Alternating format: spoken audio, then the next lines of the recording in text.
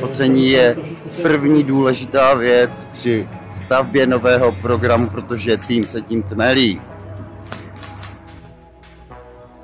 Promo důležitý, tím ukazujete, co přivezete, a většinou fotit se může víc osvědčilo, a to je focení mezi publikem přímo, když máme představení, takže fotíme na jevišti o pauze a podle mne to vyvolá největší emoci, největší energii z nás, protože jsme jako dostihlí byli. Takže focení při publiku osvědčilo brát chlapa, protože když už jsme za ty ženy, tak se předvádíme. Ženský jsou kreativní, ale chlap z nás emoce jiné vytáhne. Chlap z nás vytáhne erotičnost, charisma přes fotku lidí.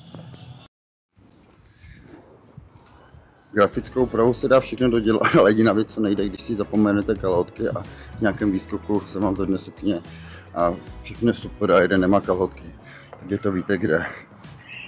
Tak hodně moc se využívají oblečení věci, které nejsou vlastně sešité, jsou to věci tvořené na dané téma, takže bez naší modní navrhářky Jany Beránkové bychom to nezvládli, ještě bychom tam nejblíže stáli a fotograf by si účtoval. Co se předvádí nejvíce zapomínají, že bez týmu by nebyla tvořená žádná show, takže by se to naučil, ale jak by to vypadalo, by si všechno dělal, všechno sám, že týmové práci je prostě důležitý. Se pobavíme s naším modní navrhářkou Janou Beránkovou, jak se dají korsa udělat malý, velký, střední, anebo nafikovací.